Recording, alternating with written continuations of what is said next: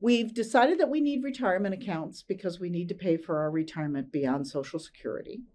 We've made contributions to those retirement accounts along the line, and so we've got some money in them.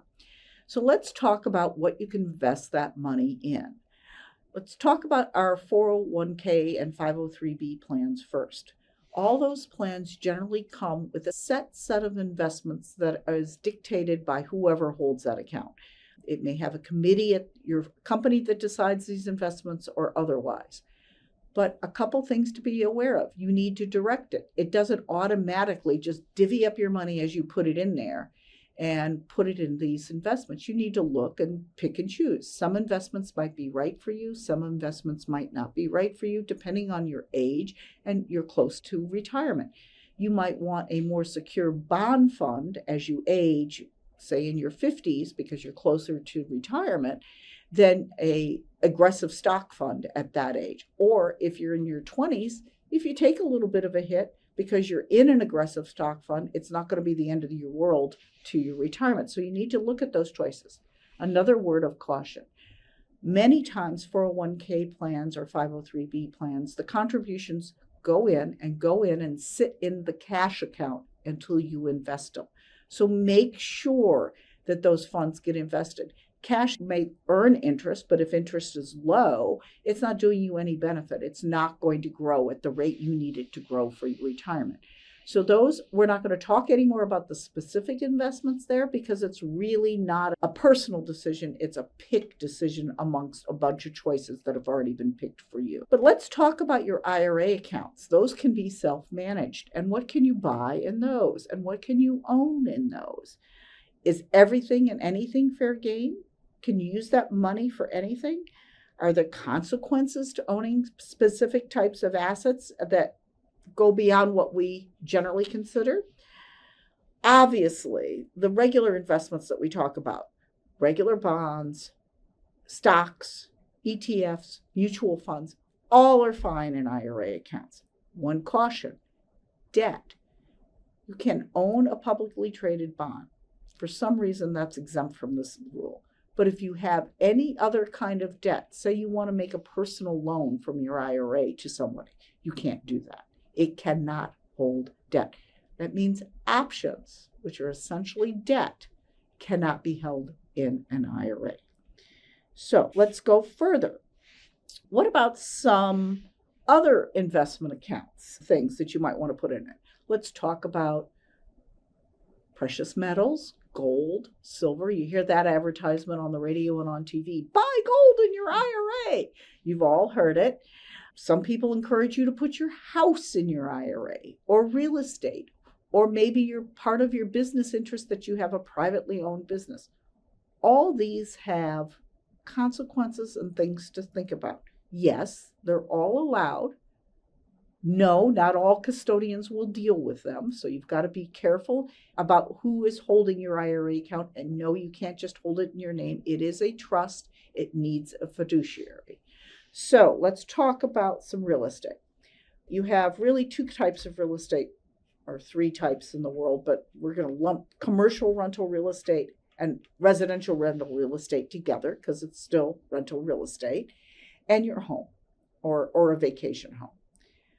All of these are allowed in your IRA. However, and this is a big however, once you reach the point that you have to take distributions from your traditional IRA, you have to have those assets valued, and they have to be valued at minimum every other year. And by valued, that isn't call John Smith down the block that's a real estate agent and say, give me an idea of what my property's worth. It's got to be formal.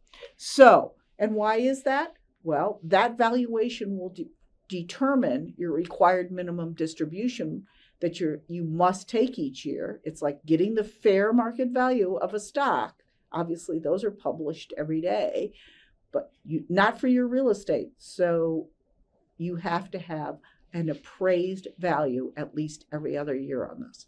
Let's talk about the rental real estate.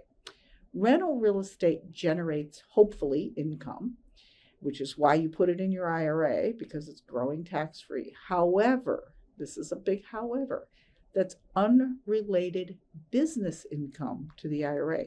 The IRA isn't in the business of renting real estate. It's in the business of saving for your retirement. So there is a set of rules called unrelated business in taxable income, or UBTI.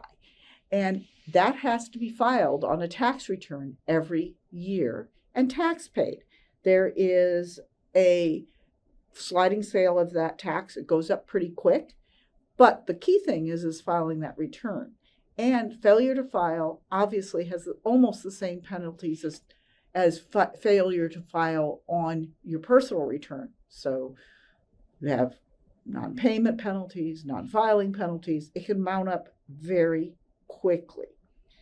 So that's a thing to remember. On the publicly traded side, the publicly traded partnerships and REITs can also generate unrelated business taxable income and force the filing of return for your IRA. So that's something you need to be aware of. There's a fairly high threshold for that before you have to file, but it's, again, one of those indexed amounts. So you need to look at that, and you need to be aware of that filing requirement annually. Again, just like your tax return. Let's talk about some precious metals and gold bars and stuff. They're fine to hold in your account. However, the idea of a non-taxable account is to shield growth and income from taxation. The problem with some precious metals, and as we've seen, if you look over not a 10-year history, but a 30-year history, which is what you're really talking about with your retirement account, is they've been up and down and up and down. And there's going to become a time where you're going to need liquidity in your IRA account. Why? You're going to reach the age where you have to take a distribution. You're going to be required to take that, and you're going to need some way to pay that to yourself, i.e. cash. Now, can you make an in-kind distribution? Yes, but it's hard to slice off a little piece of a gold bar to send to yourself. So it really doesn't work. Those are not particularly liquid. They're not particularly easy to deal with and value, but there is a marketplace for them. So they're much easier than the real estate. Now, what happens if you don't take your distribution? Well, it's a 50% tax penalty. So, you don't want to pay half of it back again to the government. Nobody does. So you need to remember that you've got to have these liquidity once you reach your full retirement age where you're required to take distributions. Now, how do you deal with that if you don't have liquidity? Well, you obviously have to sell something. So that's, could be a rush. So my suggestion is, if you really want to hold the precious metals in your account and think that they're going to appreciate highly, which is what you want in your account for your retirement, it's not a taxable account, then look at some of the gold and silver and precious metal ETFs that are out there. Those are perfectly fine, and they're a lot more liquid than a gold bar. So there's a couple other things that you need to think about. Collectibles. Collectibles are, much like real estate, something that requires valuation every year or to get to your required minimum distribution. Much like real estate, they're liquid. So again, there's something you need to think about before getting it. And there's one other surprising thing. Acquiring a collectible in an IRA account is a distribution from the IRA account to you. You can put it in there. But if you're less than 59 and a half and you acquire this collectible, let's pick a baseball bat of some kind, and you buy it, it's a distribution from your IRA account, and it could be subject to a 10% tax penalty if you're under age 59 and a half. Nice to own, but could be expensive for you. Distributions at that age would also be taxable, subject to ordinary income tax. So these are all things to be aware of.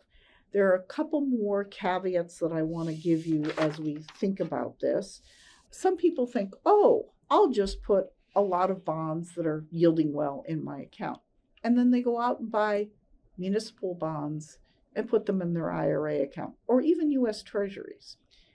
Well, Let's step back from this and look at your bigger picture. Municipal bonds aren't subject to federal tax, and depending on whether you buy a bond that's for the state you live in or not, it might not be subject to state tax, that income. So you're putting something that's not subject to tax in a non-taxable account.